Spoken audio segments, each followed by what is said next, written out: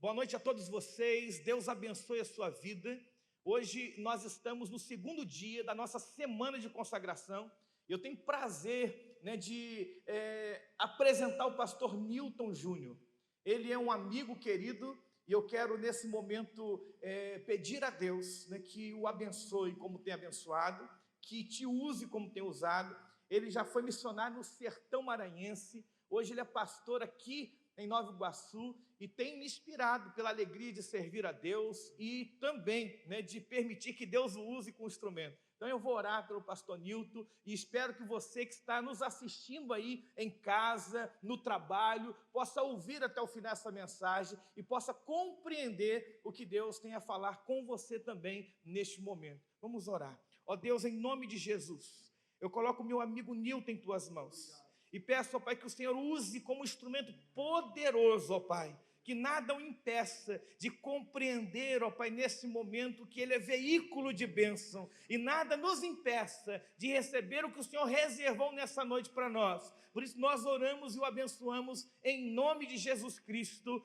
Amém e amém. Você está na sua casa, meu irmão, Deus te abençoe. Vamos uma salva de palmas aí para glorificar a Deus pela vida do pastor Newton. Seja bem-vindo. Amém. Graça e paz, meus irmãos. Tudo bem com vocês? Que prazer, que honra poder estar com vocês nessa noite. Que honra dobrada poder estar celebrando o aniversário de 20 anos de ministério do pastor Josadac. Compartilhar desse momento, para mim, é algo muito especial. Eu sou grato a Deus por essa noite. Pastor Josadac é um amigo querido, uma inspiração, alguém que tem um coração servo, um coração humilde, alguém cuja grandeza se mistura com a simplicidade e cujo reino de Deus é glorificado. Eu estou muito grato a Deus por estar aqui. Nós estivemos juntos ano passado no retiro, dia 7 de setembro, fez um ano, e hoje eu estou feliz em estar aqui com vocês novamente. Eu quero convidá-los a uma leitura no livro do profeta Isaías, capítulo 58, é o texto que eu estarei compartilhando com vocês nessa noite. Como disse o pastor Josadac, eu me chamo Newton Júnior e sou pastor da 2ª Igreja Metodista Wesleyana em Nova Iguaçu. Sou casado com a criatura mais bonita que Deus fez, Priscila da Silva Coelho dos Santos. E temos 2 filhos, Luan, nosso primogênito, que já tem 18 anos, e o Newton Neto, que é o nosso mais novo, que tem 6 anos. Hoje eu estou sozinho, mas trago-lhes um abraço da minha querida família. Isaías 58, versículo 11.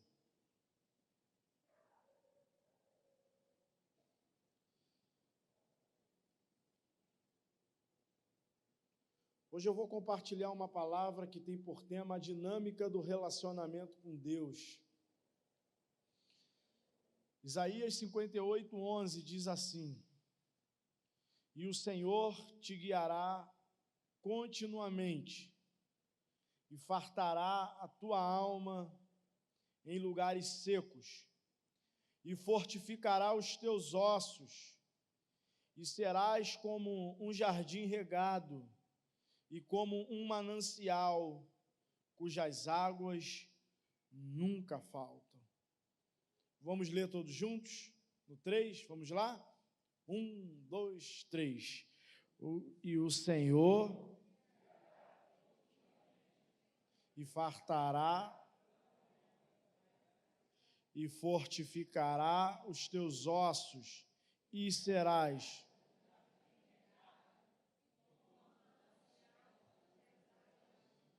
nunca falta. Glória a Deus. Esse texto é um texto que comunica muito com o momento que nós estamos vivendo. O livro do profeta Isaías é um livro que exala esperança. O livro do profeta Isaías, ao mesmo tempo que denuncia o pecado de Israel, ele aponta para um futuro glorioso com o advento do Messias. E esse capítulo 58, ele se divide em duas partes. Na primeira parte, o Senhor chama o povo de Israel a uma tomada de posição. Chama o povo a assumir um relacionamento profundo com Ele. E na segunda parte, o Senhor fala sobre as consequências de um relacionamento profundo com Deus. E a partir disso, eu quero compartilhar com vocês sobre a demanda ou a dinâmica do relacionamento com Deus. Porque para cada relacionamento que a gente desenvolve ao longo da vida, e a vida, ela é cercada de relacionamentos. A gente se relaciona na primeira fase da vida, exclusivamente com nossos pais, com nossa família. Depois nós nos relacionamos com pessoas que não são da nossa família. E depois nos relacionamos profissionalmente. E mais à frente nos relacionamos com nossos cônjuges. Mas para cada relacionamento que a gente desenvolve ao longo da vida, existe uma dinâmica diferenciada. Você não se relaciona com o seu cônjuge da mesma forma que você se relaciona com seus pais. Você não se relaciona com o seu patrão da mesma forma que você se relaciona com seus amigos, porque para cada tipo de relacionamento existe uma dinâmica específica para ele. E o nosso relacionamento com Deus possui uma dinâmica específica. E eu encontrei aqui nesse versículo que lemos algumas marcas que norteiam um relacionamento profundo com Deus.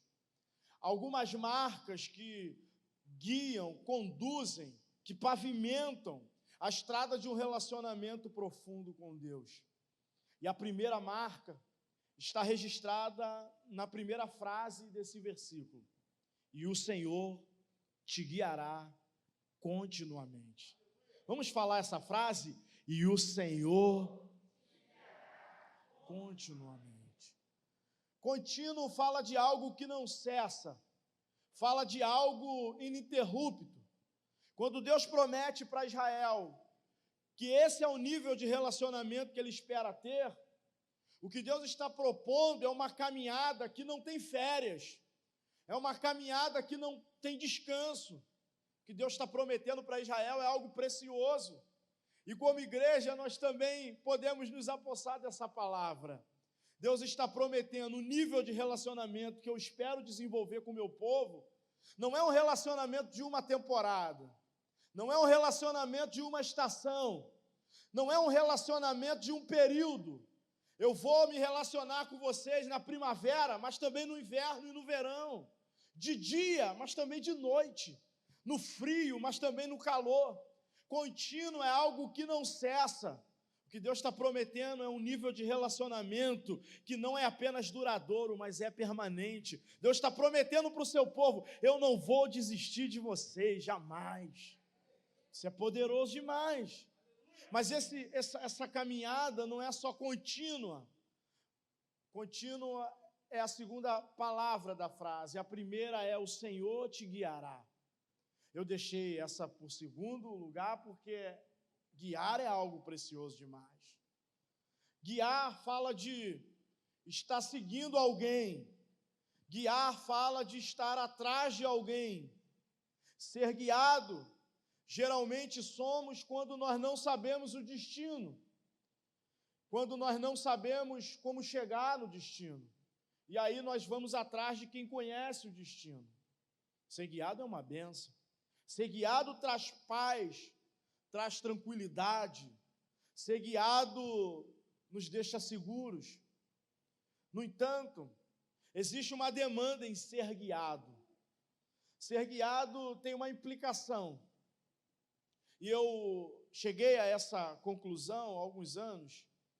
Eu estava indo para uma igreja, para um encontro com várias igrejas da minha denominação, e a minha denominação tem um paradigma: as nossas igrejas são sempre escondidas. As nossas igrejas são sempre na última rua, no último bairro, no último lote, atrás do valão. É nosso paradigma. Marca, chamados para a periferia. E, inclusive, em Queimados tem uma, talvez você nem saiba. É muito escondido. É nosso DNA. E eu estava indo para uma determinada igreja em Nova Iguaçu, e aí eu passei num ponto da cidade, e um irmão que também estava indo para lá, mas estava perdido, me sinalizou e falou: pastor. Eu falei: opa, o senhor está indo para a igreja onde vai ser o encontro? Aí eu falei: estou indo sim. E aí ele disse para mim: eu posso ir atrás do senhor? Eu falei: pode. Só que o que o irmão não sabia é que eu estava sendo guiado pelo GPS. Então, cego guiando, entendeu? E ele foi seguindo com toda a confiança. Só que o GPS, irmão, é uma inteligência artificial. Ele só calcula a distância, obstáculos. O GPS não calcula detalhes como quantidade de buracos, número de quebra-mola, se tem tráfego, se tem... O GPS, ele não calcula tudo isso. E aquela noite, como todas as noites, o trânsito no centro de Nova Iguaçu estava caótico. E o GPS fez a gente ir por um lugar estranhíssimo. A cada 5 minutos, o irmão piscava o farol para me parar o meu carro e me perguntava: o senhor tem certeza que a gente está no caminho certo? Depois de uma hora dirigindo, eu falei: eu não tenho certeza não, mas o GPS... Irmãos, nós passamos por lugares muito estranhos, mas chegamos. Mas quando nós chegamos, o irmão estava tão assombrado, irmão. Ele estava tão tenso, que ele sequer me agradeceu. E o Espírito Santo falou comigo: muitas vezes nós queremos ser guiados por Deus ao destino que Ele preparou para nós, mas queremos questionar o trajeto que Ele escolhe. Deus não tem problema em te levar para o futuro que Ele preparou, só que o caminho é dEle, o trajeto é dEle. Deus jamais garantiu ao seu povo que o trajeto seria tranquilo. O que Ele prometeu para o seu povo é o que Ele está prometendo para nós hoje aqui. Você vai chegar no destino que Ele preparou para você, a despeito das adversidades, das lutas, dos obstáculos. Agora eu vou falar uma coisa aqui para você. E eu estou muito à vontade hoje para pregar. Eu tenho a impressão que Deus escolhe o caminho da confusão, irmão. Me permita ser um pouco adolescente, eu tenho a sensação que Deus escolhe o caminho da treta.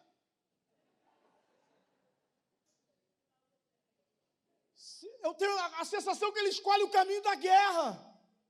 Porque para você é só um trajeto, mas para Deus é um treinamento. Para Deus é um processo. Portanto, se hoje você está numa estrada difícil, não tema o trajeto, Deus está na sua frente, Deus está no controle, e você vai chegar, e essa estrada não é para te matar, mas é para te preparar para o que Deus tem para a sua vida. Uou, aceita o processo, porque todo o processo de Deus te conduz a um propósito maior do que você. Porque você, irmão, é uma peça de quebra-cabeça em um grande mosaico que Deus está preparando. Eu nunca fui bom de quebra-cabeça. Eu tenho dificuldade com quebra-cabeça. E aí, como eu sou hiperativo, e aí eu ia montando quebra-cabeça, e você sabe que no quebra-cabeça tem peças que parecem que são as peças, mas não é. Mas se você empurrar, ela entra bem torta, sabe como é? E aí eu pegava uma peça que parecia e enfiava. Ela até entrava, mas não formava a imagem. ideal. Não, Deus não vai fazer isso com você. Ao contrário, Ele vai esticar você até que você caiba no projeto dEle. A estrada é Deus esticando você. Mas ouça coisa boa. Porque o sonho de Deus é maior do que você. Você não é do tamanho do que Deus tem para a sua vida. Então, o trajeto é Deus esticando. Faz assim com a mão, assim, ó, coreografia. Ó. Estica muito, muito, muito, muito, muito, muito, muito. Você vai chegar lá onde Deus preparou. A primeira demanda do relacionamento com Deus é saber ser guiado por Deus. É saber entender que Deus jamais te deixa sozinho. No entanto, o destino é mais importante do que o trajeto. Você vai chegar. A gente não pode falar para quem está do lado, por causa da máscara, ela atrapalha. Mas a máscara também nos ensinou a fazer conexão visual. A máscara nos ensinou a sorrir com os olhos, a mandar mensagens silenciosas. Se você não tivesse de máscaras, eu ia falar para você, falar para alguém aí, você vai chegar, fica tranquilo. Mas não dá para fazer isso. Mas você pode fazer um sinalzinho assim, ó. Faz um sinalzinho assim, ó. Com esse sinal você está comunicando, você vai chegar no destino. Custe o que custar, você vai chegar. A segunda dinâmica do relacionamento com Deus que esse texto nos ensina, eu encontro na frase: e fartará a tua alma em lugares secos. Esse texto foi escrito para um povo cuja vida girava em torno da agropecuária, um povo agropastoril. Então, essa palavra, fartará a tua alma em lugares secos, para nós que somos urbanos, não comunica de forma tão precisa como comunicava para um povo que vivia da agricultura e que, portanto, dependia da chuva. Não precisa ser especialista em agricultura para saber que seca mata a agricultura. Não precisa ser especialista em agricultura para saber que o agricultor depende da chuva. Não precisa também ser especialista para saber que seca e fartura são situações totalmente dispares. É desconexo, porque seca significa morte. No contexto da agricultura, seca significa escassez, significa morte, significa ausência de uma colheita. Então, quando Deus fala que fartará a nossa alma em lugares secos, pelo menos duas coisas Ele comunica com o seu povo. É que a primeira, na dinâmica do relacionamento com Deus, o cenário não determina quem você é. O cenário não coaduna com a realidade, porque o cenário de seca significa morte. Mas Deus está dizendo aqui, no cenário da morte você vai ser farto. No contexto da morte, no contexto da escassez, eu vou fazer o meu povo prosperar. A fartura em lugares secos significa resultados improváveis. A primeira demanda do relacionamento com Deus é: Deus vai te guiar o tempo inteiro. A segunda é: quem caminha com Deus precisa aprender a viver na matemática de Deus. E a matemática de Deus é inexata, porque na matemática lógica, seca é igual a escassez, chuva é igual a fartura. E Deus está dizendo aqui: eu vou fartar vocês no tempo da sequidão. Na demanda do relacionamento com Deus, você precisa ser maduro, para saber que Deus não está limitado ao contexto, para saber que Deus não está limitado ao cenário, para saber que quando todas as possibilidades se encerrarem, o nosso Deus entra em ação e faz o impossível. A matemática de Deus é inexata. Maturidade é saber se relacionar com Deus cuja bênção não cabe no gráfico. E eu vim aqui como um profeta dessa geração, um profeta dessa estação. Está todo mundo esperando um novo normal. Não espere o novo normal, porque o seu Deus é sobrenatural. Nós não precisamos de um cenário favorável, porque nós temos um Deus improvável. Uou! E o que Deus vai fazer na sua vida não cabe na calculadora. Não cabe na estatística. João capítulo 6 você conhece. É o texto que narra a multiplicação dos pães e peixes. Jesus dando uma aula do relacionamento que eles deveriam ter com Deus. Um dos seus discípulos mais exato, André, preocupado, atencioso, líder. Ele não está fazendo nada de errado. Procura Jesus. Diz, o dia está terminando. E quem tem fome, tem pressa. E cá entre nós aqui, abre o crente com fome, irmão. O sangue de Jesus tem poder, irmão. A fome mexe com a gente, irmão. A fome faz o calado ficar falante, faz o lerdo ficar ativo, irmão.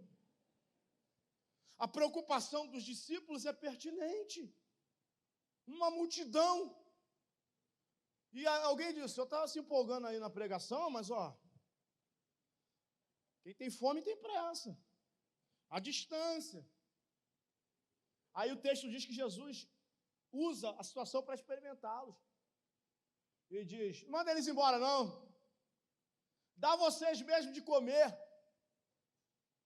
Aí um dos discípulos faz a conta. A gente precisaria de pelo menos 200 dias de trabalho para alimentar esse povo. Se fosse aqueles programas reality show, ia fazer aquele barulho. Quantas vezes você se relacionou com Deus com a calculadora na mão?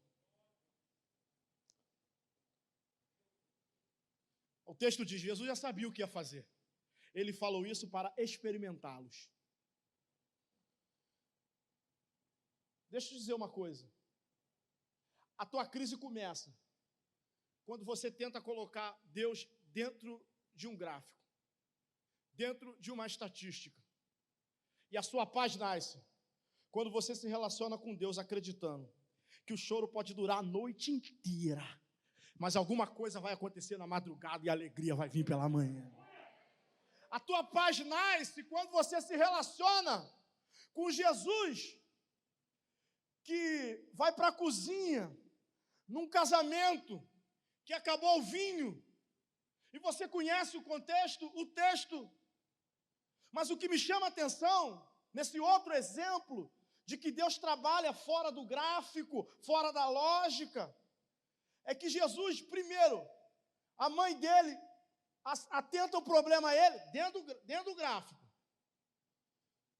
Não tem mais vinho. E Jesus dá uma palavra para ela e parece que ele não vai fazer nada. Ele vira para a mãe dele, João capítulo 2, e diz, o que eu tenho a ver com isso? Foi mais ou menos assim. Ele diz, ainda não chegou a minha hora. Mas ela ainda assim, ela chama os empregados e diz, segue ele, hein? Cola nele. Mas ele não disse que não ia fazer nada? Por que ela fez isso? Porque ela é mulher. A Maria me intriga. Eu não sou mariólatra não, mas nesse texto eu prego mais sobre Maria do que sobre Jesus. Primeiro, quem falou para ela que o vinho estava acabando? Ninguém, mulher. Mulher é sinistra, irmão. Ela sabia, irmão. Ela foi no banheiro, ouviu alguém comentar, olhou para o garçom, viu alguma coisa, ela leu. Cuidado, a sua esposa já sabe de tudo, irmão. E quando a sua esposa lhe disser que vai dar errado, vai dar errado. Aí, quando eu falo isso, alguns maridos dizem, não dão poder para elas. A Maria sabia, nem era dona da festa. Segundo, ele deu um fora nela, falou que não ia fazer nada. Mas mesmo assim, ela chamou os garçons e disse, ele vai fazer. O que é isso? Ela conhece Jesus. Pelo que eu conheço do meu filho, é impossível ele estar num ambiente que tem uma crise e ele não resolva. Pega uma palavra aqui. Você não precisa de profecia. Se tiver, é bom. Você não precisa de visão. Se tiver, é bom. Você não precisa de sinal. Você precisa conhecer o Deus que você serve. Pelo que eu conheço de Deus, Ele vai fazer alguma coisa. Aí, às vezes, como pastor, a gente diz, vai acontecer, vai ter milagre, vai ter resultado, vai virar. A pessoa diz, mas Deus falou alguma coisa? Não, eu não me relaciono com Deus pelo que Ele me falou ou pelo que Ele me mostrou. Eu me relaciono com Ele pelo que Ele é. Ela diz, eu conheço Jesus, Ele está aqui. E se tem uma crise, Ele vai resolver. E aí Ele vai para a cozinha. E que milagre que Jesus faz com a má vontade, irmão. Pensa. Jesus não faz nada nesse milagre, irmão. Ele vira para os serviçais e diz, vai pegar água. E eles pegam. Irmão, Jesus não ora, irmão. Jesus não cospe na água, irmão. Jesus não... Nada, irmão. Jesus pega a água e diz, vai servir. Mas é água. Eu imagino 2 garçons saindo da cozinha. Porque geralmente garçom sai de 2, né? E aí o mais incrédulo fala, tá ligado que a gente vai rodar, né?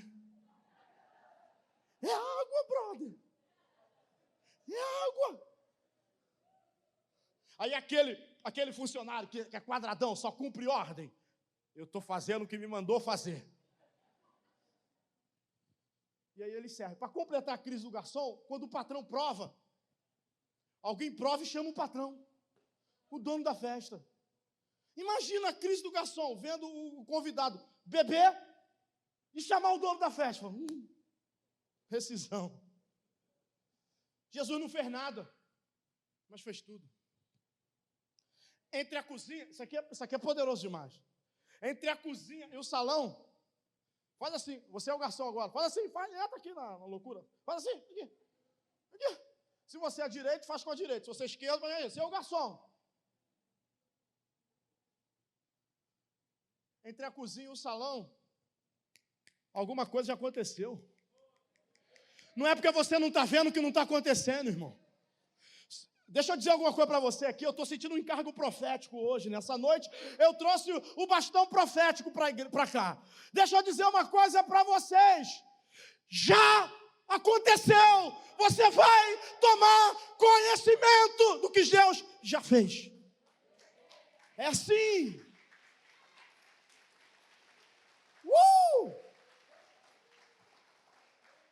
Infartará a tua alma em lugares secos. Todo mundo diz que vai dar errado, mas por causa de Jesus vai estar certo. A terceira frase desse texto aponta uma outra dinâmica do relacionamento com Deus. A frase é, e fortificará os teus ossos. Na dinâmica do relacionamento com Deus, Ele fortalece a estrutura. Primeira vez que eu li esse texto, eu pensei, sem graça isso? Para que fortalecer o osso? O osso ninguém vê. Não seria mais bacana se o texto dissesse, fortalecerei os teus bíceps e fortalecerei o teu peitoral. E tu terás uma barriguinha tanquinho, aleluia. E fortalecerei o quadríceps. E eu vou parar por aqui, que eu não sei mais nenhum nome de nenhum músculo. Porque os ossos ninguém celebram. Ninguém jamais disse para ti, nossa, que ossada bonita você tem. Nenhum rapaz jamais conquistou uma moça dizendo, estou apaixonado pelos teus ossos. Embora ninguém olhe para os seus ossos, é a parte fundamental. Ainda que o Mister Universo estivesse aqui nessa igreja hoje, com seus músculos torneados, com o seu corpo turbinado, e quando ele chegasse aqui na frente da igreja, fizesse assim, e aí de repente ele cai, e aí todo mundo vai ajudá-lo, e descobre que ele está com problema nos seus ossos, porque nada adianta um corpo turbinado se o osso está doente. Deus não está preocupado com a sua aparência, Deus está preocupado com a tua estrutura. Porque embora ninguém veja os teus ossos, é Ele que te mantém de pé, é Ele que te faz firme.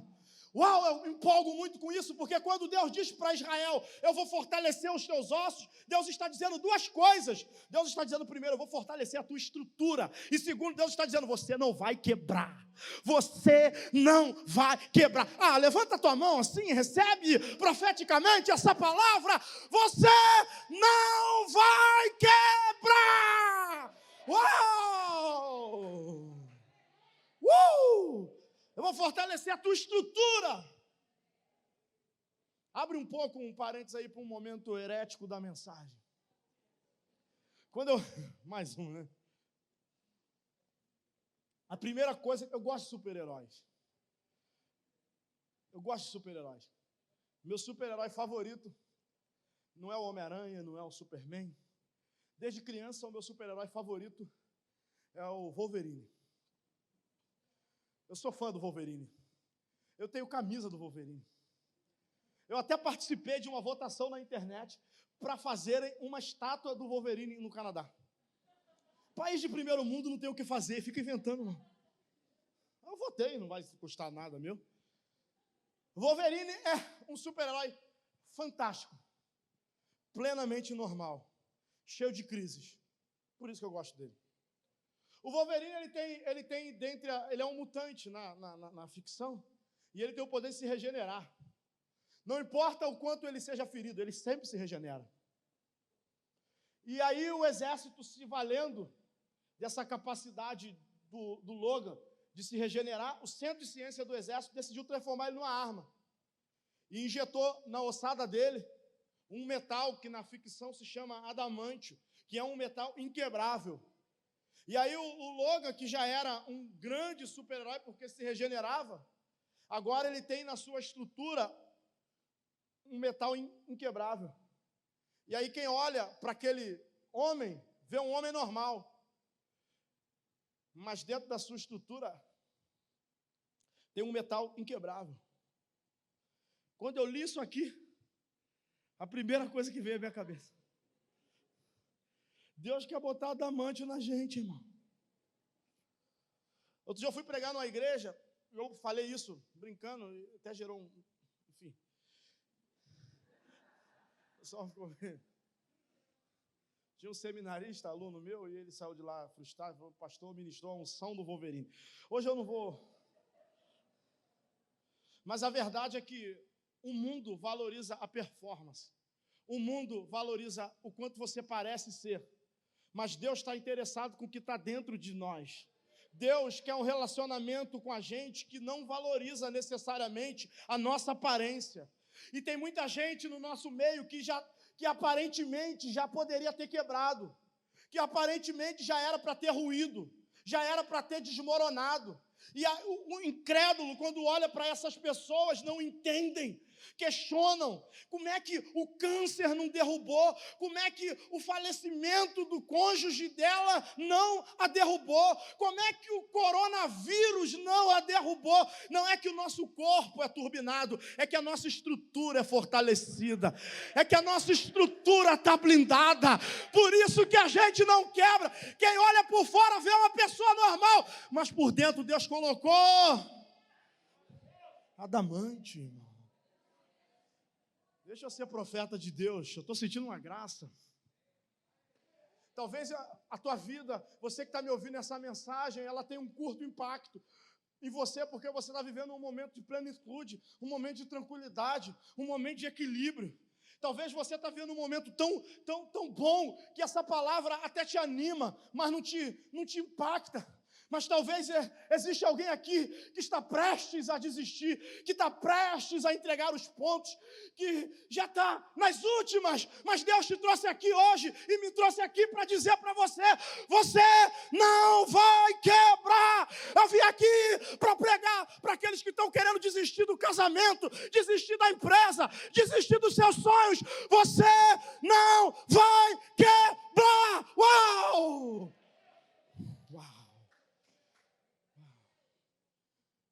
Fortalecerei os teus ossos. E por último, o versículo termina: e serás como um jardim regado, e como um manancial cujas águas nunca faltam. É aqui que a gente vai terminar. A dinâmica do relacionamento com Deus é assim. Primeiro, Deus trabalha em você, mas depois, Ele trabalha através de você. Note que as primeiras frases são: e o Senhor te guiará, o Senhor te fartará, e o Senhor te fortalecerá. O Senhor te guiará, te fartará e fortalecerá. Até aqui é Deus trabalhando em você. Mas a dinâmica do relacionamento com Deus é progressivo. Até aqui é Deus que está fazendo. Mas a partir daqui é você se tornando. Quem se relaciona com Deus não fica em uma posição passiva de receber para sempre. Deus trabalha em você, na sua estrutura. Deus te dá experiência. Mas no processo você se torna. E serás. Você precisa se tornar a mensagem que você ouve. Você precisa se tornar a experiência que você vive. Pastor, eu vivi esse ano uma experiência de provisão. Deus está querendo te levar para o outro nível. Você se tornar um provedor. Eu vivi uma experiência de cura. Está na hora de subir de nível. Deus quer te fazer agente de cura. E serás. No relacionamento com Deus, você precisa estar se tornando alguma coisa. E aqui o texto fala de duas coisas. E serás, primeiro, um jardim. Jardim fala de inspiração. O ambiente do jardim é inspirador. O ambiente do jardim faz a gente esquecer as nossas dores. O objetivo do jardim não é produzir alimento, é produzir inspiração. O que produz alimento é o pomar. O jardim pode até ter árvores frutíferas, mas o objetivo primário do jardim é ambiência, é inspiração, é um cenário que leva a pessoa a ter esperança. Deus deseja que você seja um jardim. Pode até estar triste, mas perto de mim vai sonhar, irmão. Pode até estar batido, mas eu sou jardim. Se ficar perto de mim, vai ter esperança. Eu posso até não acabar com a depressão, mas perto de mim, a vida vai te dar uma outra perspectiva. Pensa comigo, irmão. Vou dar um exemplo. O ambiente não muda a realidade, mas traz alento para a alma. Pensa. Ficar deprimido, irmão, no centro de Queimados, ou ficar deprimido em frente à praia, irmão? Ai, que tristeza, ele traz o camarão. Irmão, não cura a depressão, a praia, mas alento, irmão. Eu não posso garantir, você andando perto de mim, você não vai ficar rico. Mas você vai aprender a ser um pobre pleno. Vai aprender a ser um pobre feliz. Você conversando sobre as tuas crises conjugais comigo, não vai resolver. Mas eu vou te falar das minhas, irmão. Eu vou te falar que eu sou casado também com uma mulher. Eu vou falar que a minha esposa é um anjo. O céu na terra. Mas tem dia, irmão. Inspiração, irmão. O pastor que está frustrado vai conversar comigo. Eu não posso mudar a realidade da igreja dele. Mas eu vou mostrar para ele que eu sou pastor de uma igreja. E que é possível ser feliz. Deus não quer que você tenha todas as respostas. Mas Ele quer que você viva num nível que produz inspiração para quem estiver perto de você. Serás um jardim, serás inspiração. As pessoas vão olhar para você. Quando você se relacionar de forma profunda com Deus, as pessoas vão olhar para você e vão olhar para a vida delas e vão ter esperança, e vão ter outra perspectiva, e vão acreditar, é possível. Mas o manancial é diferente do jardim. Se o jardim fala de inspiração, o manancial fala de provisão. Na dinâmica do relacionamento com Deus, você se torna inspiração, mas também se torna provisão. O manancial não é outra coisa senão uma fonte que produz água, que é o bem mais precioso que existe. Deus deseja que você se torne um manancial, que você se torne provisão para a vida de outras pessoas. Mas a promessa é um manancial de águas que nunca, diga nunca, nunca faltam. Uau! Isso para nós, outra vez eu vou precisar contextualizar, porque para nós que vivemos na região sudeste, essa linguagem comunica pouco. Eu fui entender plenamente mananciais que a água não seca quando eu fui viver no sertão, porque os nossos rios, eles nunca secam, diminui o volume, mas não secam, porque o nosso estado e a nossa região, ela é muito fértil, chove abundantemente, salvo exceções. Porém, no sertão, onde eu morei, só tem 2 estações, o inverno e o verão. E o inverno, para eles, é o nosso verão. Por quê? Porque chove. E aí depois para de chover. E fica meses a fio sem chover. E aí eu entendi isso aqui, porque em regiões cujas temperaturas são extremas, os mananciais secam.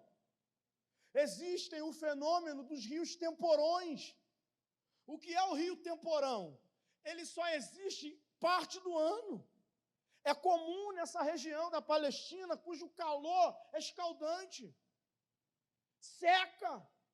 E assim que eu cheguei no Maranhão, eu passei por um lugar onde tinha um rio temporão. E tinha só o buraco, o desenho do rio, e uma ponte. E eu perguntei para o meu guia, minha ovelha, e eu disse, o que é isso aqui? Ele disse, como é que é isso aqui? Como é que é? É um rio, é. Eu falei, cadê o rio?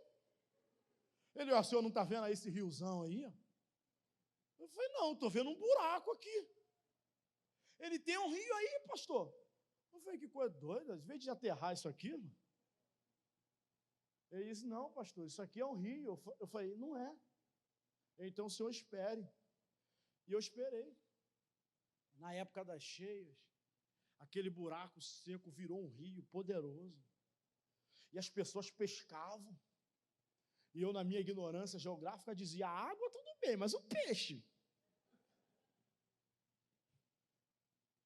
Quando Deus promete para o seu povo, que vive nessa realidade desértica, que eles serão um manancial, que não vão secar, mesmo quando os fenômenos naturais pararem de acontecer, eu vou garantir que vocês sobrevivam. Glória a Deus. E eu quero concluir. Pediu para você se colocar de pé, para mim falar isso para você de pé, e a gente vai orar juntos. Tudo que um rio temporão precisa para não deixar de existir é manter o formato.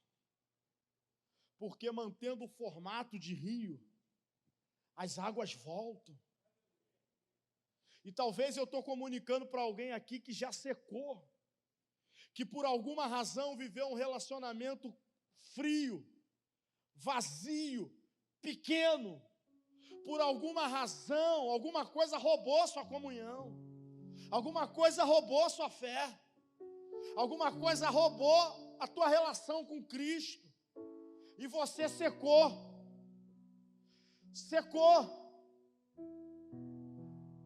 Você não pode trazer a vida, você não pode fazer a água fluir. O que você pode fazer é manter o formato. Se mantenha no lugar exato, do jeito exato, que Deus vai fazer as águas voltarem. Deus vai fazer as torrentes. Assim como Ele restaurou as torrentes do Negueb, Ele está aqui hoje para restaurar a sua vida. Oh, os rios de Deus, as águas de Deus começam a brotar. E a minha oração agora é para que você Receba as águas de Deus, para que a vida de Deus flua novamente.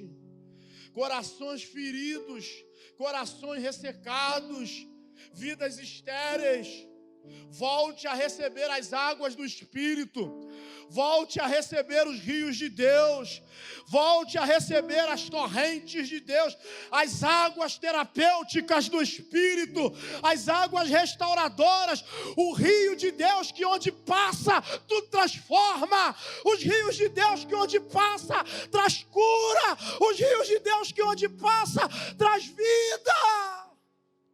Abre as torrentes nessa hora, Senhor. Abre as torrentes celestiais.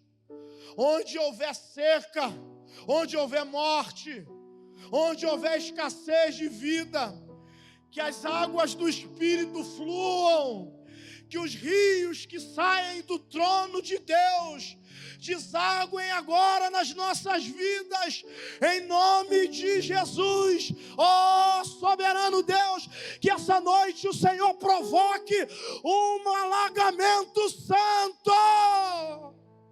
Não queremos apenas água, não queremos apenas água, queremos transbordar para a glória do Teu santo nome, Senhor. Que o Teu Espírito flua em nós, que o Teu Espírito flua por nós, para que Ele possa fluir através de nós, que tenhamos tanto, que tenhamos tanto de Ti, que venhamos a transbordar. Em nome de Jesus, querido irmão, receba a água do trono de Deus e transborde nessa noite. Em nome de Jesus. Deixa eu compartilhar algo aqui para encerrar. Eu não sou místico, eu sou extremamente racional. Mas tem coisas que a gente só discerne espiritualmente. No ano de 2017, eu estava voltando do seminário que eu dou aula, em Cascadura, e ali na altura de Mesquita, aconteceu comigo um fenômeno muito raro no estado do Rio de Janeiro. Fui assaltado. Coisa raríssima. Era o final do ano. Na minha mochila de professor só tinha livros, provas e diários. E alguns meninos, o mais velho tinha 18 anos, uns 5 meninos, entraram roubando todo mundo. E um menorzinho levou minha mochila. Eu ainda tentei argumentar, falei, não, final do ano, fechando diário. A diretora do seminário sempre diz, não, leva o diário para casa. Levei e fui roubado. Tive que aprovar todo mundo. Eu tenho para mim que foi macumba dos seminaristas. Seminarista. Provei todo mundo. Minha maior frustração não foi a prova, não foi o diário. A minha agenda estava ali. Como essa que eu tenho aqui, eu tenho tablet, eu tenho o celular só conectado, mas eu ainda uso escrito. E além da minha agenda ali, era um sermonário, estavam meus sermões. E tinha alguns compromissos no ano. Passaram-se 6 meses, o telefone de casa tocou. Era uma senhora, o nome dela era André, ela perguntou, você é Newton Carvalho dos Santos Júnior? Eu falei, sou. Ela disse, eu estou com a sua mochila. Há 6 meses, mais ou menos, meu filho te assaltou. Eu sou a mãe dele, sou a serva de Deus, estou extremamente envergonhado.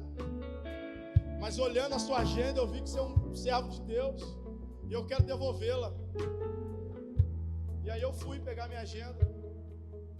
Encontrei ela no centro de Mesquita e ela disse para mim, meu filho foi preso semana passada. Glória a Deus, pastor, porque ele foi preso, porque ele ia ser morto, porque ele cometeu muitos crimes. Mas uma semana antes dele ser preso, ele entregou a vida dele para Jesus. E foi por causa da sua agenda. Esses 6 meses ele ficou apegado com a sua mochila. Ele dormia com a sua mochila, ele acordava com a sua mochila.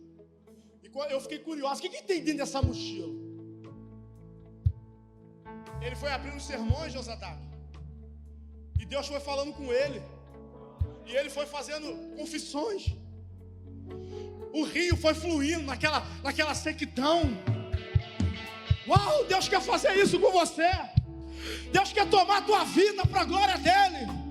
Essa igreja é apenas um manancial, mas eu vim aqui para dizer que a cidade de Queimados vai transbordar. Uma inundação está acontecendo. Nós somos uma pequena nuvem do tamanho da mão de um homem. Essa igreja é apenas uma nuvem, mas Deus está dizendo para a cidade de Queimados: vem chuva por aí, vem chuva por aí. Primeira igreja batista em Queimados, vem chuva por aí. Que Deus abençoe você. Como manancial, meu interior, com águas vivas, restaura o meu ser.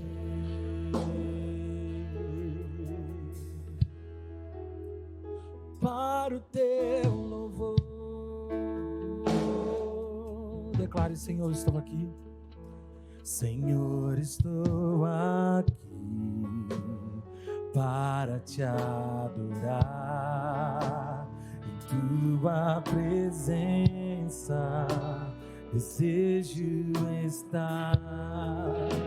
Eu sei que nada sou, mas vim me humilhar. Preciso de ti. Declare: vem me. Eu quero ser como um jardim fechado, regado e cuidado pelo teu Espírito. Flua em mim como um manancial no meu interior, com águas vivas. Restaura o meu ser, sim, Senhor, para o teu louvor. Eu quero ser, diga.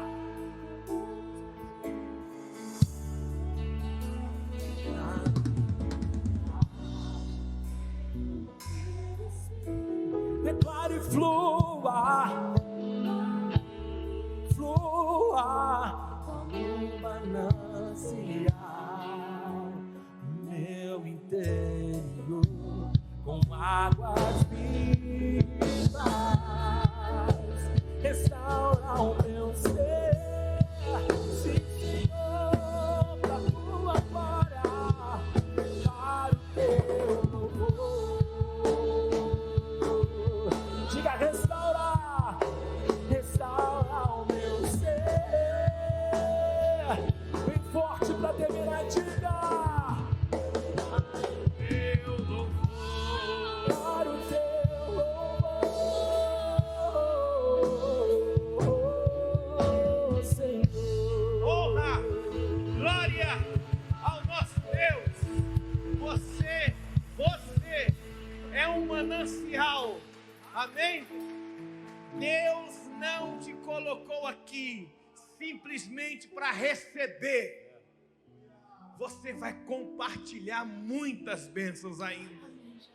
Deus te trouxe aqui, mesmo que esteja em tempo de sequidão, para te dizer: você tem forma de rio. Vai fluir sobre você águas vivas.